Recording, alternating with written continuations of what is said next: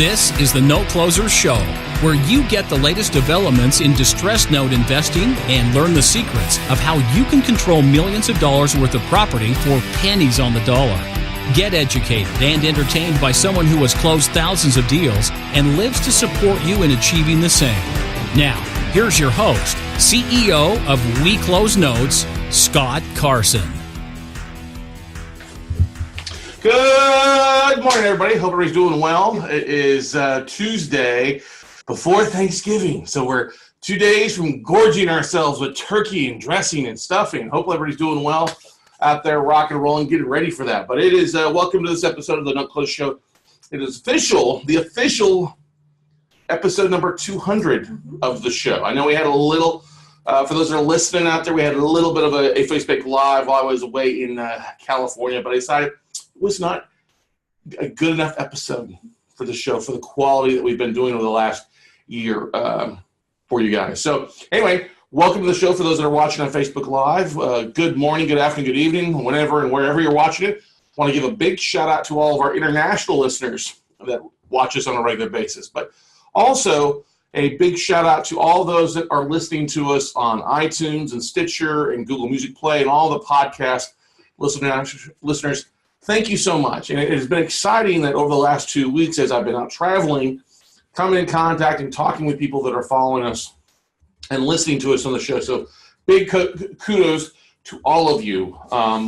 We're always overjoyed and just absolutely blown away that how many people are actually out listening to us on a regular basis. So hopefully we are helpful in making things happen. But if you've listened or been a part of any of our webinars over the past month, you've heard us probably talk about, hey, what's your 2017 looking like? What are you planning for 2018? And I know a lot of us are just basically calling it quits for the next 6 weeks. Like, oh, it's Thanksgiving, it's Christmas, I got all these cookies, I'll wait till New Year's to start anything. And if I can impose anything on you, don't sit around waiting for next year to arrive and give up on these 6 weeks. There's a lot of things you can do not only in your business but in your personal life to turn 2018 into your most productive year ever. Okay, and I'm not just talking about going out and closing more deals or going out and networking and raising more capital.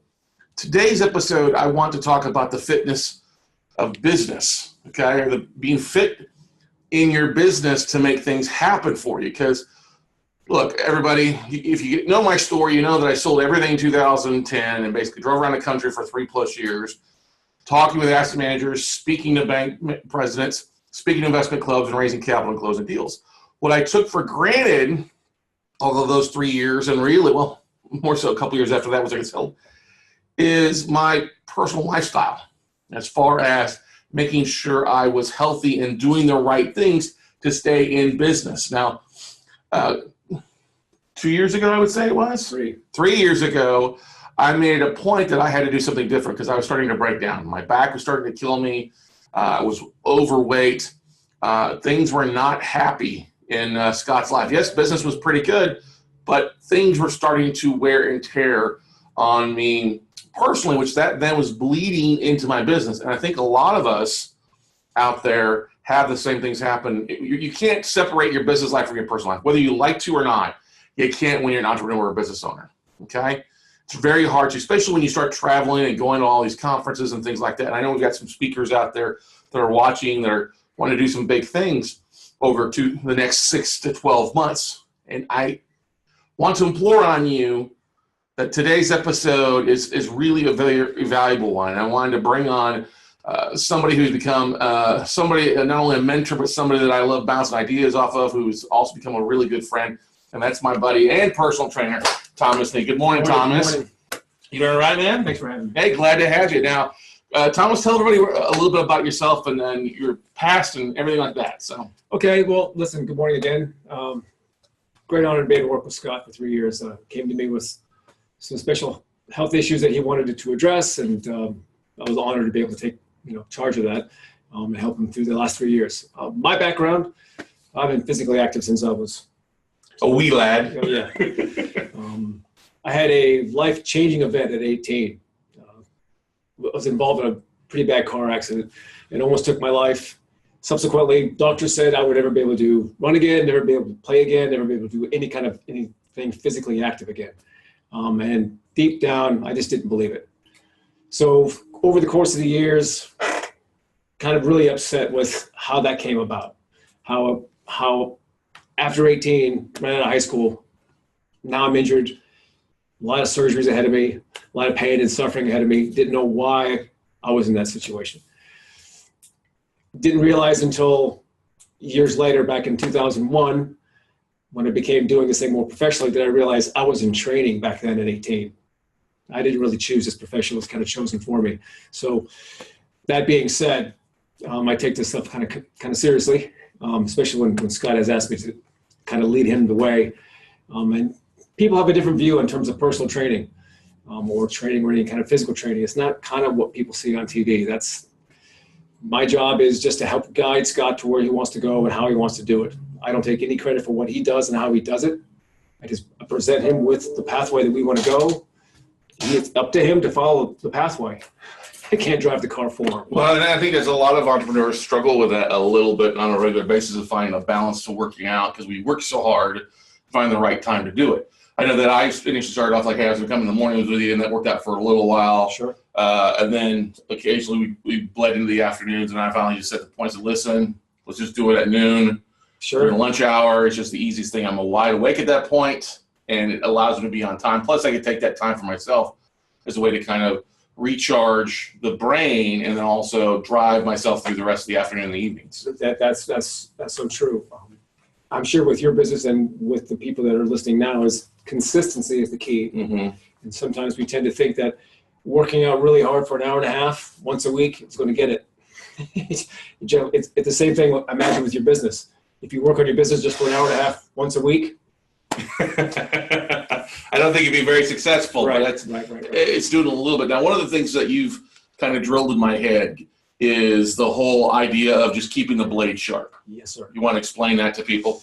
Well, through martial art training through the years, you realize you're trying to train on a certain study or certain art form, whatever martial art you're studying, and you're not necessarily trying to hurt people, but you're trying to become something different. The way a samurai sword or a katana is actually made, it comes out of really crude steel, and it's formed into blocks. And as blocks, it's heated, and then it's hit with a hammer, and it's folded. Hit with a hammer, then folded and cooled. Over time, it's just forged over and over and over again. At the end of when the sword just is born in its truest form, an edge of the sword, there's the initial edge is created and carved on the sword almost on its birth after that last dunking into the water. That's where the curve comes through. As the edge is made, it is now a weapon of war, mm-hmm. or not of war. Right. So we want to think about that as humans, as when we're training or when we're taking our life or forging our bodies or forging our life, we're using our bodies kind of as the metaphor to forge our life. We want to keep that edge on our blade, and we're forging that edge based on the time that we're spending consistently committed to ourselves. And in doing so, we create that edge. As that edge is being created, even though that life occurs, vacations and different types of occurrences may happen, and we can't do what we normally would do, all we want to think about is keeping that edge sharp. We don't have to recreate the blade because it took so much more time. But keeping the edge sharp is just consistent, short work. This is just doing a little bit here, 20, 30 minutes, and that's kind of the same way on a daily basis if you can, or weekly basis, trying to get in several days of the week to get things sharp, right? It's consistency. It's 20 minutes a day, huge. It's more than an hour and a half a week, right? Right. It's kind of like that. We always like to say just a little bit of marketing each day, or a little bit of making offers or talking to people. It's a consistency on a daily basis. Now, if you guys have questions on our Facebook live stream, now is the time to ask. Are we getting questions or comments from anybody? Not yet. There got quite a few views, though, because I see the likes popping up on there, which is great. Outstanding. That's great. So you were talking to somebody here in the office the other day. Yes, sir. Came in, who's been seeing that, hey, we go out every day. We grab our medicine ball. We roll through here. He was asking Jennifer in the office a little information about you. And you visited with him. What was one of the things that he said was kind of a wall that popped up? Well, he had just worked out with the trainer. And he had mentioned that the trainer had just destroyed him. First session he had with him just completely destroyed him, couldn't walk for a couple of days. And that happens more often than not. It's just there's nothing personal about that. That's just somebody being hit with a hammer. Right? And who wants to pay for somebody to get hit with a hammer? Not me. Right. Not me. Right. We want to put bodies back into alignment so they can handle the load, so they can more importantly affect what they're doing in the real world, affect what they're doing in their real life. It's the more often that you do this, and the more often that I continue doing this for about 19, almost 20 years now, this has nothing to do with exercise. Mm-hmm. As I always mention to Scott, it has nothing to do with exercise. We're using this tool to better ourselves, to come to a better understanding of ourselves so we can be a better person. So let's talk about what is that tool? What is that tool, Thomas? The tool. Yes. When you say using that tool to better our lives. The tool is in terms of internal search of ourselves. Okay. And being courageous to look within to see the true authentic self. Uh-huh. Using the exercise is helping to do that. I'm sure with what you do with a lot of your students is help them to understand what they can do in their life in terms of just generating revenue. And thinking of generating revenue, what is your life worth? What is a day worth to somebody? What does somebody make a day? I know what I make a day. And I don't feel as if I have any days I want to waste. Meaning days I can throw away. Oh, I'll do exercise tomorrow. Okay. I'm too busy today. I'll do that next week. If it was worth a day that you were going to be losing that much money a day, I think somebody would stop, do something different. But more importantly, if you can take charge of your life while you're spending that amount of days, say, for example, your day was worth $200 a day. Next week, you're diagnosed with a severe illness, severe disease. How much would your days be worth then? Mm-hmm. That's correct. You're worth a lot more, but you've lost a day, and now you lost more. I think it's a really good analogy to bring into business, not only just for doing it on a daily basis, but the destruction. A lot of people, when they get into real estate or something, they blow a lot of stuff up, and they're left holding the pieces of stuff, versus, I won't say easing into it, but there's things that people can do on a daily basis to better themselves, and if they keep doing it at 20 minutes or 30 minutes here, they look back after 30 days and, whoa, look at the difference. Just building on that success, yes. Daily success. I know when you and I work together, it's our next success is going to happen in the next 40 seconds. Mm-hmm. And then we add another 40 seconds here. Every success turns out to be 60 minutes. Right. And you walk out feeling like you're indestructible. Yeah. That's kind of the magic of this thing. And that's very similar to what you're talking about. Well, it is. So you also, I think one of the big things is people have to realize that they are that they're their own person and not chasing somebody else's results, right? What do you really own? Yeah. Yeah, that's a great way to put it. I mean, how many properties can you own? How many tanks can you own? Uh-huh. But at the end of the day, who's looking at who in the mirror? Who do you see? Right. Do you see the tanks? Do you see the houses? Do you see the money? Do you see the boats? I don't know. Some people may. Yeah. I see me because I got to hold myself accountable. Right, and that's important to working hard is great, but at the end of the day, if you can't enjoy it or can't live of doing things, it's not worth it. And I will say this because of me being a workaholic, I've been a very workaholic. I love what I do on a daily basis. I have to learn to turn things off. It was literally not only turning things off, but walking out of the office with my laptop. When I take my laptop home and work at home, cut it off, but then also, okay, I have to unwind, and that's like, why? I say, okay, 12 to 1, I'm going to the gym. I'm going where I need to be, okay, and getting things done. Now, one of the great things that I love that you've started to do, because you were working for a major company yes, and recently left, is that you're helping people all across the country, correct? Yeah, absolutely. Skype now. Yeah, using the online video and things like that. Why don't you talk a little about that real fast, Thomas? What's this amazing thing about, well, I'm very old school. I write stuff still down on my calendar. Everything's handwritten. But when new technology comes out, especially with Skyping, where I could talk to somebody out of state and help them with certain health issues, there is a learning curve in terms of that because I'm not there in the room, as you know. However, it's forced me to be a better trainer, forced me to be a better man, be able to address those things and make someone feel comfortable out of state to help them, guide them to where they want to go. Because to be honest with me, when I'm doing this, whether I'm in a gym or on a computer, what my job is, what I've tried to do and have done for about, like I said, almost 20 years now, is I put Scott into an exercise, I get him into a routine, and then I step out of his way so he can do it. It's not screaming and yelling, oh, 10 more, 5 more. It's not that. It is just allowing him to do exactly what he wants to do, just with some accountability. Mm-hmm. That's all that is. That's true. Accountability is a good thing.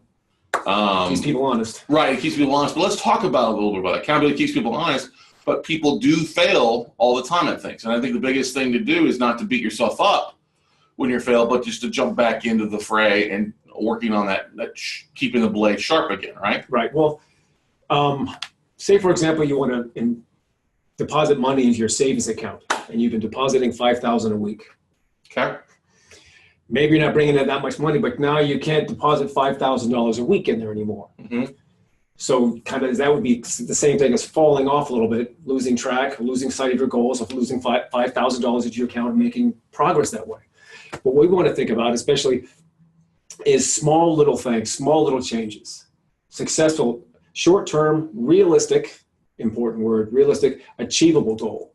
Something I could do short-term, it's realistic, and I can achieve it. And the longer I do that, I can practice on being successful, practice on being a winner, as opposed to shooting for the hoop from a mile away. What are my chances? Right, exactly. Not very good for the most part.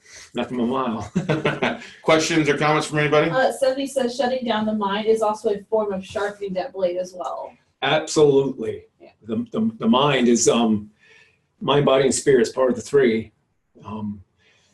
The mind understands what the soul is telling it, and the body just follows. So absolutely. Working with the mind, meditation, hugely beneficial in terms of slowing down the mind, keeping you focused on what you want to do and how you want to do it, without a doubt. And I like that point, because a lot of times us as entrepreneurs, we're sitting here thinking we're making to-do lists. I got to get all this stuff done.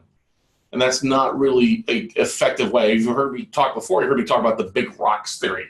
I need to get A, B, and C, D, and R. I need to get the most important thing done and go from there. And so we had a big breakthrough about a year ago. Yes, sir. When I said, okay, I have got to focus on this more so. Right? And you saw the change take place. Like, okay, mental change. I'm going to do this.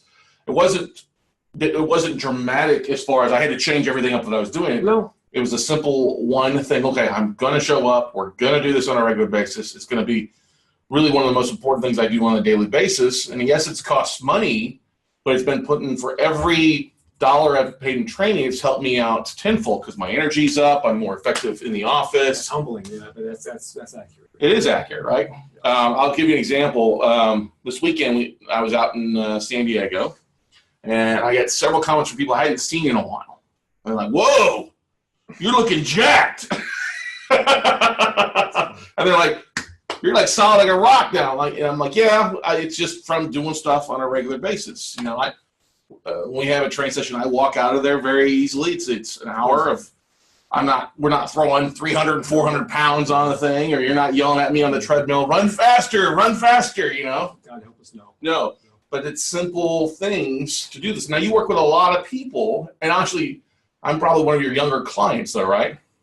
Yes. Okay. Yes. Let's talk a little about that. Okay. What would you like to know? Well, that's not for me, but we have my group out there is actually usually older than I am. Sure. Okay. And a lot of people that think fitness, they see all the ads. It's the 20-somethings that have metabolism on their side. They can eat anything, drink anything. As we get older in business, that's not the case anymore. No. Well, a lot of that stuff is, through the years, you realize that's fueled by certain fears. Mm-hmm. Because that's the common emotion that's shared by everybody who's either working out or going into a gym. It's driven by fear of not being pretty enough, strong enough, fit enough, attractive enough, making enough money, fill in the blank. However, especially when it comes to 65 and older, or some of the senior populations, what's happening in that group of people, which is sad, is as if they're being pushed aside because of technology working so quickly and they can't keep up. They're being pushed aside, almost forgotten. Got it. And the biggest thing with that is the bigger injuries is hip injuries, knee injuries, shoulder injuries from falling and protecting themselves from falling. But more importantly, we have computers in our head, of course, as you know. And what we need to be able to do is, especially with that kind of population, is train the brain to have some kind of downloadable file to deal with their stability when they do lose their footing. And while they lose their footing, more often than not, because the file, they go to look for the file to help me out with this, and it comes back, no files found. And put the arms out, protect the fall. Well, I had just met with a client this morning. She's in her 70s. She was telling me about a friend of hers who just fractured his hip on Thursday. Fracture. I mean, I have a relative who had a elective hip surgery. Elective meaning she's kind of not as movable as most, kind of sedentary because of a certain health condition, looking forward to getting her hip replaced. And she, as of 6 months ago, she got her hip replaced. And now she's in pain-free practically, and she's moving. So there's a different mindset when it's elective to avoid pain. However, when you're walking through your life and you're not expecting it, and now you find yourself on the floor with a fractured hip, and you're in the back of an ambulance, the psyche changes. Now it's life, your quality of life prior to the injury. I have no idea. Actually, every individual has their own little quality of life meter in their head, what it's going to be like, 50, 60%, as opposed to 100%. Now that you have an unexpected hip fracture, and that's just on the ride to the hospital. Mm-hmm. That's before surgery. That's before waking up from surgery. That's before your first sponge bath. Mm-hmm. That's before physical therapy. That's before coming home. I don't know if that quality of life diminishes or if it elevates. So in that element, there's nothing about screaming, yelling, personal training. Nothing about, oh, give me 5 more repetitions because I think you could do more. How do I help, as we mentioned earlier, the soul, help the mind to understand that I'm not broken? That's a great point. Now, I want to bring it up is that there's a lot of similarities to that as if you're looking to go into doing something on the side. You have a quality of life you're used to working at a job or doing something, and then something happens. Either you get laid off or you get sick or the company closes down. Now you're left with a bad quality of life, okay? Versus taking the extra time between 7 p.m. and 2 a.m. to do a little bit, 30 minutes of marketing or an hour of phone calls or reaching out on LinkedIn, little exercises to train your brain so that when things happen, you're prepared and not hurting so bad, right? Absolutely brilliant analogy and connection with that. Because that's exactly, I mean, like I said earlier, this has nothing to do with exercise. Mm-hmm. About helping me to be better at who I am, mm-hmm. so I can help you to be better at who you are, so you can help everybody else be better at what they do. Nicole, do you have any questions or comments out there? Yes, Stephanie left a glowing review of you, Thomas. She says you're a phenomenal at working with older bodies to improve their strength, primarily their balance. This is often the difference between someone stepping off the curb and falling versus being able to pivot and regain their balance. This can mean the difference of a long-term between good health and an injury that acts like a domino to an additional surgeries, pain, and weakness. It helps tremendously that I've seen it. It helps tremendously, and I've seen it firsthand. Well, so it's funny. It was not funny. Literally this weekend, Saturday night, we're at the Magnifier Wealth Summit, great event by Aaron Young, 100+ people at it, and then we go out on a boat cruise, and we're coming back, and it's dark. We're walking across from the docks to where the hotel is. Boat, docks, water, night. It's good, but it was all on land. So we get to the intersection, and Steph and I are walking behind this older couple. This guy's taller than me, probably 6'5", older gentleman in his 70s. His wife's in the 70s. Great people. Well, he trips on the curb and falls, and she goes to catch him. Oh, gosh. He lands on it, tangled up, snaps her ankle just like that. And Steph and I were there to help take care of it. Steph was really great holding the lady there. And, you know, ladies running through adrenaline, stuff like that. But that's a very major injury. I mean, literally, it was not pretty blood and things like that. But that happens to a lot of people. We trip and fall, or things happen in life that if you're not prepared, I'm not saying that she wouldn't have been injured or he wouldn't have been injured if they'd been prepared, but maybe less likely, you know? It's taking the steps just to think about where you're walking and how you're walking. If it's not a daily practice, it's a very tough thing to all of a sudden playing behind the curve and try to play catch up. Mm-hmm. It's a sad element because unfortunately probably something is happening to somebody right now. Mm-hmm. Again, right now.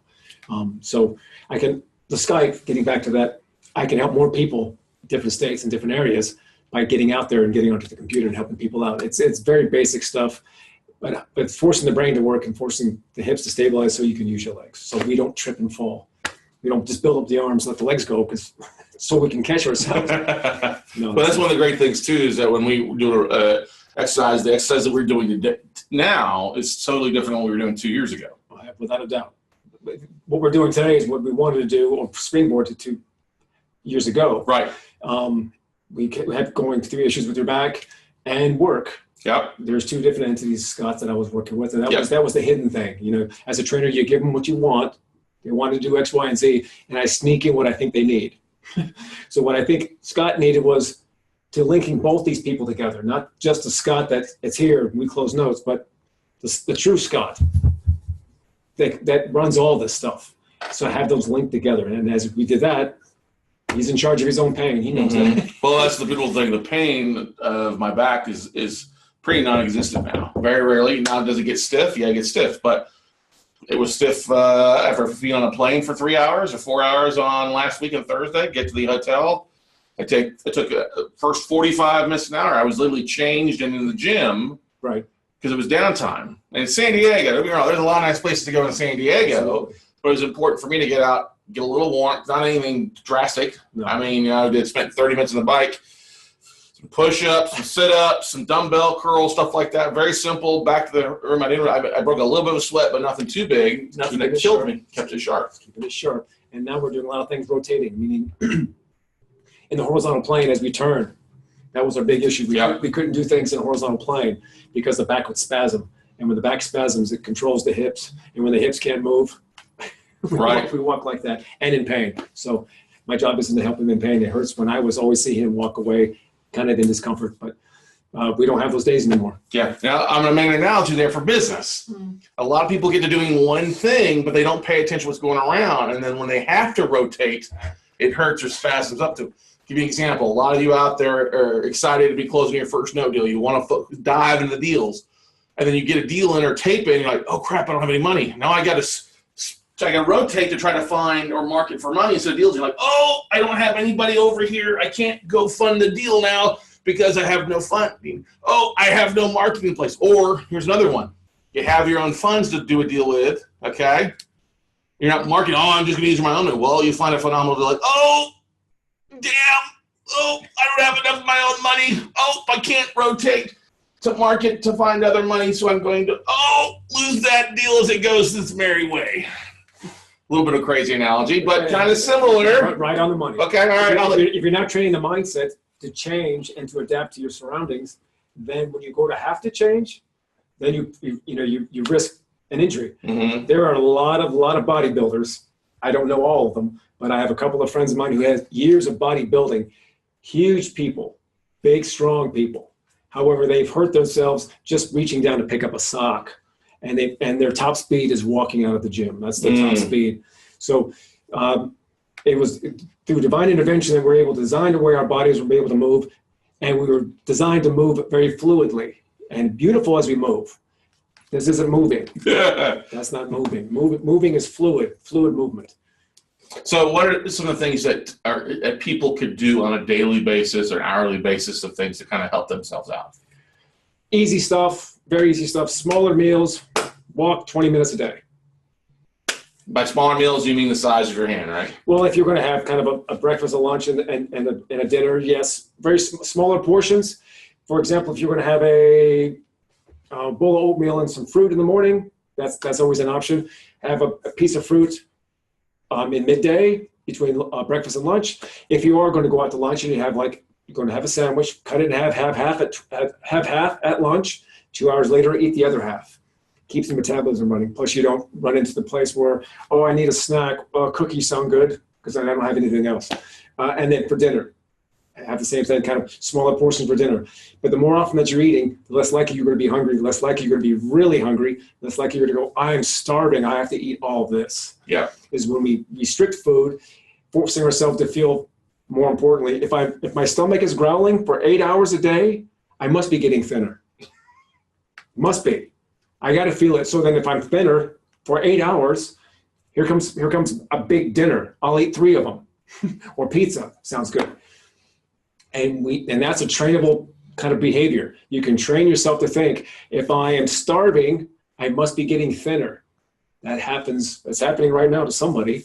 Guaranteed. At least Right. one other person. But smaller meals, just walk. Back in Los Angeles, I would go to a coffee place each morning, and I would see this gentleman walk by one day. It was during just the spring part of the year, all dressed in white with kind of a white sailor hat, and he would just walk by. And he was a little bit heavy set, but he was just walking, big smile on his face, walking on the street.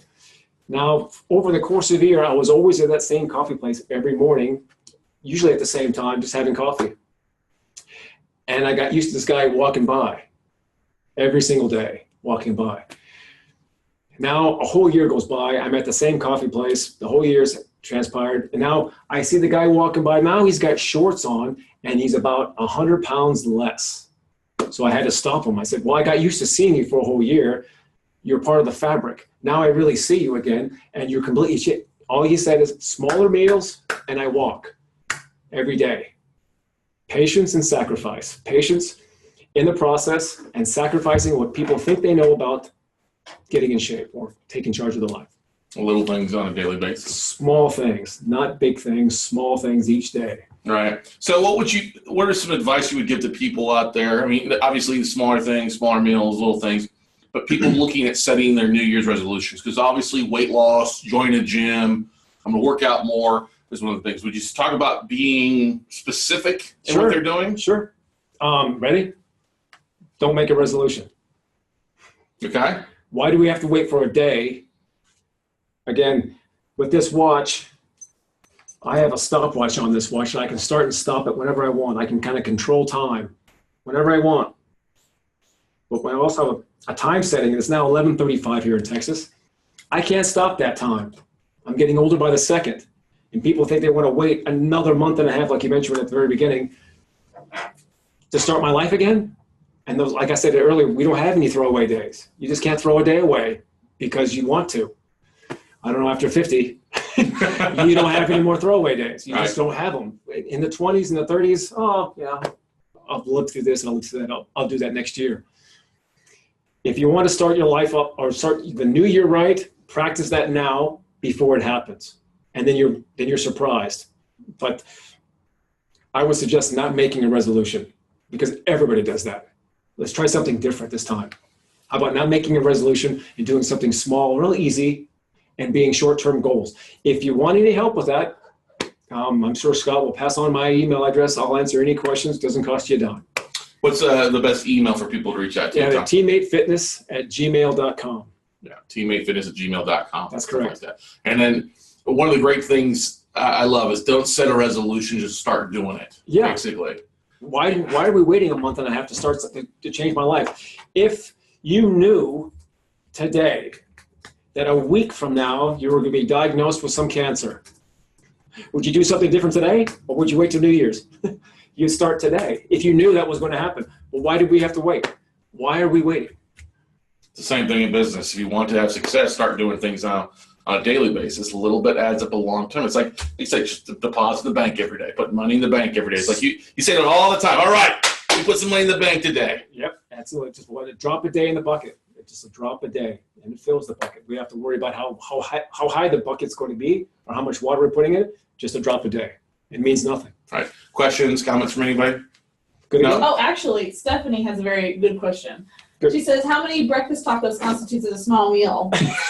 I feel like people always need to know. That would be the based on the size of the initial taco, I imagine. If that's your choice. What we look for is the amount of fat content, because everyone doesn't want to have any kind of increased fat, especially in kind of intake. We're in charge of what we do with who we are and how we what we put into our bodies. You're not going to put the same equivalent of fat in your car, would you? Mm-hmm. What kind of car do you drive, Stephanie? Right. I know what kind of car I drive. I wouldn't even think about putting any kind of fat into the gas tank, even though if my car could run on fat, it wouldn't be able to do that. But we'll do that to ourselves because we have no monetary value to ourselves. Again, going back to how much is your life worth a day? I don't know. But sorry, big, long answer to your roundabout question, how many tacos? I would probably say skip the taco, have some fruit, have some oatmeal. There you go. So one of the great things that is helped change is a little bit in the dietary things, because you're big on diet being one of the biggest things. That's 60, 65, or 75% of the equation. Yeah. Okay, so let's talk a little about this. Does it mean I go out and buy fat-free this, or healthy this, or what's the... Because that's just crammed with sugar. Okay. Yeah, any kind of fat-free cookies, they figured that out. Chip Show figured that out a long time ago. If we take out fat-free, less calories, that means you can eat more cookies, which means you'll be selling more cookies. Take out the sugar out of Coke, that means you'll drink more Coke. Now you get more aspartame in the Coke. But 65 to 75% of the healthy lifestyle or taking care of your lifestyle would be 75% of that would, or 70% of that would be nutrition, based on what the good food you put into your system. Because exercising, I know how Scott feels after his workout. He's not generally stronger than he was at the beginning of it. He's usually weaker at the end of it because I'm stressing the system. I'm applying stress to the muscular system, the skeletal system, the respiratory system, the nervous system. All the systems are being stressed. So what helps to heal that is the proper nutrition going into his body and rest. Now I know after that he comes here and plugs into his work and his metabolism is going at 1,000,000 miles an hour. And I know, because we always ask, how much sleep did you get last night? So I want to make sure he gets enough sleep. But nutrition is the key. I don't care how hard you work at the gym. I don't care how many miles you walk a day. If you're eating In and Out and donuts, it doesn't make a difference. So some of the things that I've made a big difference in is I don't eat much steak anymore.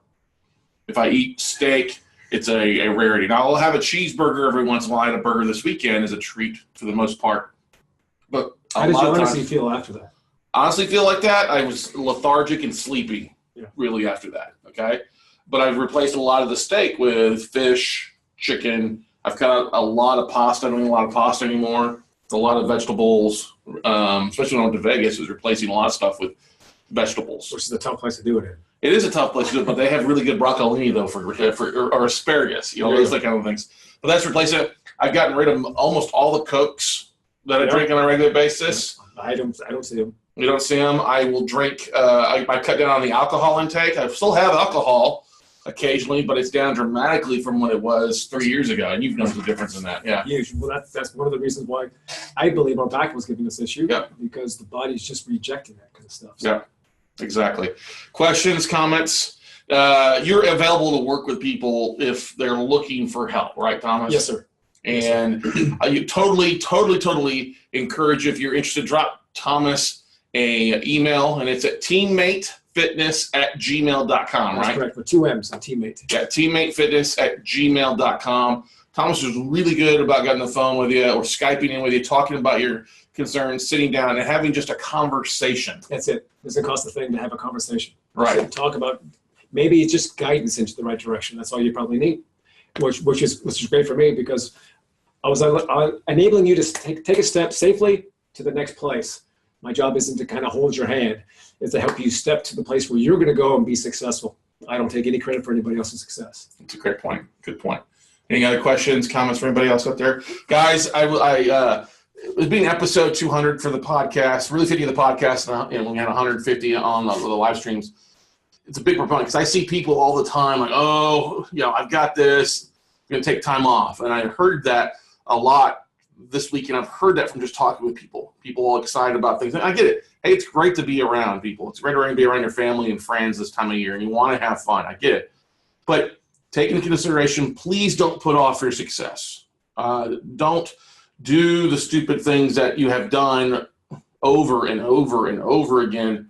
Because as we agree, insanity is doing the same thing over and over again and expecting different results. If you're not happy with where you're at or you're feeling different, and I'm only saying this because Voice of Experience here. This was all sponsored by Ribeye Steaks and Crown Royal, as I like to joke about, okay? Now it's becoming more sponsored by Juice Land and Fish a lot of the times. But I know that God made me a big guy. I'm always be a big guy. There's not much that's going to change about that. Special. So I ride the short bus, special bus, right? No. Some people say it. But what I'm saying is everybody's different, everybody's unique, but doing little things on a regular basis, whether it is walking or cutting your meals in half or going to 2 tacos versus 3 or going to 1 versus 2. Whatever steps we can take. Yeah, steps you can take or dividing that up is important to you. And so that's why I wanted to have Thomas on here to talk about the fitness and business, because we work so hard. You travel, you're putting so much into your business You want to be able to enjoy it. You want to work 30 years or 10 years onto it, and then when you get around to enjoying it, not being able to enjoy it because you're hurting or your back is out of whack or you're overweight, you're unhealthy, you're diabetic, whatever it is. Look, you hold your destiny in your palm of your hands. You hold your success with the daily actions you do on a regular basis. And just like I talk about a lot of times, how we do marketing as one of our major things on a daily basis. We market. That's why we have people that come to us all the time. Please do my marketing, or we want to hire you to do the marketing. We want you to do this. Can you do this? Show us how you do this. It's not anything difficult. It's just the fact that we do it on a regular basis, every day for an hour or 2 hours. And that's how we get better at where we're at. That's how we become well in the business. And you can also be well in your fitness by doing the little things on a daily basis, cutting out some of the bad things and replacing it with good habits and really turning something bad into something good. Right, Thomas? Yes, sir. So, yes, sir. If there's no other questions or comments, we'll wrap it up for this episode. Thank you for joining us, Thomas. Thank you for having Appreciate you. Anytime. You want to give out your phone number and send it in case people want to send you a text message? And my area code is area code 818-359-3228. And again, it's Thomas Nee. Hang on a second. Always say your number twice. So it's 818-359-3228. 3228. That's for those that are be watching this all afternoon. Thanks again. And throughout infinity and beyond out there. So one of the great things too is Thomas is getting better at marketing. Yes, sir. You're doing some great things. I was really amazed you're doing the Skype thing. Yes, You're dealing with somebody in Denver, is that right? That's correct. And then somebody else on Skype? Where else? Yeah, somebody here in Dallas, actually in Dallas. And you're here in Austin, Texas. Yeah, I'm here in Austin, Texas. And you can work out or help guide people over the internet? That's an interesting thing, right? Wow. Hopefully it works out. So good stuff. It's working well for you. It sure is. Thanks. So no problem. Thank you, Thomas. Sorry, guys, gals, go out and make something happen. And we look forward to seeing you all at the top. Bye.